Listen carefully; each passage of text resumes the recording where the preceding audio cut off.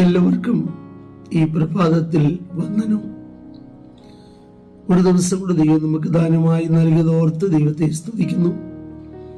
ഇന്നത്തെ നമ്മുടെ ചിന്തയ്ക്കായി മർക്കോസ് സുവിശേഷം 2-ാം അധ്യായം 14-ാം വാക്യം. പിന്നെ അവൻ കടന്നു പോകുമ്പോൾ അൽഫയുടെ മകനായ ലേവി ചുങ്കസ്ഥലത്തിരിക്കുന്നത് കണ്ടു. എന്നെ അനുഗമിക്ക എന്ന് പറഞ്ഞു. അവൻ എഴുന്നേറ്റ് അവനെ അനുഗമിച്ചു. ചുങ്കസ്ഥലത്ത് നിന്നും ഒരു ഉന്നത വിളി. കർത്താവ് കടന്നു പോകുമ്പോൾ ചുങ്കം പിരിച്ചുകൊണ്ടിരുന്ന മത്തായി, ഈ ലേവി കർത്താവിന്റെ വിളി കേട്ട ഉടൻ തന്നെ കർത്താവിനെ അനുഗമിക്കുകയാണ്. എന്നെ അനുഗമിക്കുക എന്ന് പറഞ്ഞു. പത്രോസിനെ വിളിക്കുന്ന വിളിയും മത്തായിയോടുള്ള അല്ലെങ്കിൽ ലേവിയോടുള്ള വിളിയും തമ്മിൽ അല്പ വ്യത്യാസമുണ്ട്. ലേവിയോട് അഥവാ മത്തായിയോട് എന്നെ അനുഗമിക്കുക എന്ന് പറയുമ്പോൾ ഗുരു കടന്നു പോകുന്ന പാത പിൻപറ്റുക എന്ന അർത്ഥത്തിലാണ് ഇവിടെ കൊടുത്തിരിക്കുന്നത്. ആ നിഴൽ തന്നെ പിൻപറ്റണം എന്ന അർത്ഥത്തിലാണ്. എന്നാൽ പത്രോസിനുമുള്ള ബന്ധത്തിൽ വിളിയിൽ ദൈവത്തിന് ചില പ്രത്യേകതകൾ ഉണ്ടായിരുന്നു, ഉദ്ദേശങ്ങൾ ഉണ്ടായിരുന്നു.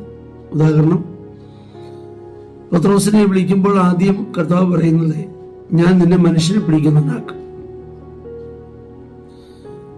വീണ്ടും തടാകത്തിൽ വെച്ച് കണ്ട് കർത്താവിനെ മടക്കി വരുത്തുമ്പോൾ അവനെ വിശ്വാസത്തിൽ ഉറപ്പിക്കുവാൻ ഒന്നുകൂടെ മടക്കി വരുത്താൻ ശ്രമിക്കുമ്പോൾ കർത്താവ് പറയുന്നത്, എന്റെ കുഞ്ഞാടുകളെ മേയ്ക്കുക. അപ്പൊ ഈ രണ്ടു വിധത്തിലുള്ള ശുശ്രൂഷകളും പത്രോസ് ചെയ്തിട്ടുണ്ട്. അപ്പോൾ സംഭവത്തിൽ നമ്മൾ പഠിക്കുമ്പോൾ തന്റെ പ്രസംഗത്തിൽ 3000 പേര്, പിന്നീട് 5000 ഇങ്ങനെ ആളുകൾ വർദ്ധിക്കുന്നുണ്ട്. തന്നെ മനുഷ്യൻ പിടിക്കുന്നവനാക്കി, തന്റെ വലയിൽ അനേകരെ കടക്കുമാറാക്കി ദൈവം. പിന്നെ ലേഖനങ്ങളിലൂടെ കുഞ്ഞാടുകളെ ഉറപ്പിക്കാനുള്ള നല്ല ഉപദേശങ്ങൾ, പ്രബോധനങ്ങൾ നൽകുന്നുണ്ട്. അപ്പോൾ ഓരോരുത്തരെ വിളിക്കുമ്പോൾ ആ വിളിയിലുള്ള ആശയമുണ്ട് എന്ന് നമുക്ക് പഠിപ്പാൻ കഴിയും. അപ്പോസ്തലപ്രവൃത്തി 13-ാം അധ്യായത്തിൽ ബർന്നബാസിനെയും ശൗലിനെയും കുറിച്ച് എഴുതിയിരിക്കുന്നത്, അവരെ വിളിച്ചിരിക്കുന്ന വേലയ്ക്കായി വേർതിരിപ്പി എന്ന്. നാം എല്ലാവരും കോമണായി വിളിക്കപ്പെട്ടവരാണ് എങ്കിലും ആ വിളിയിൽ ചില ആശയമുണ്ട്, ദൈവത്തിന് ചില ഉദ്ദേശങ്ങൾ ഉണ്ട്. അതുകൊണ്ടാണ് പൗലോസ് തന്റെ ലേഖനത്തിൽ പറയുന്നത്, വിളിയാലുള്ള ആശ ഇന്നതെന്ന് നാം അറിയണം എന്ന് പറയുന്നത്. ഓരോരുത്തരെയും വിളിച്ചിരിക്കുന്ന വിളിയിൽ തന്നെ അതിന്റെ അർത്ഥം അടങ്ങിയിട്ടുണ്ട്.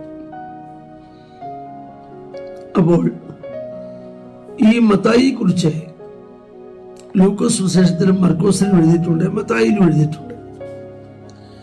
എന്നാൽ ലൂക്കോസ് സുവിശേഷത്തിലും മർക്കോസ് സുവിശേഷത്തിലും സകലവും വിട്ടു എന്ന് ലൂക്കോസും ഒരു വലിയ വിരുന്നൊരുക്കി എന്ന് മർക്കോസും ലൂക്കോസും, മർക്കോസ് 2-ാം അധ്യായത്തിലും ലൂക്കോസ് സുവിശേഷം 5-ാം അധ്യായത്തിലും നമ്മൾ കാണുന്നുണ്ട്.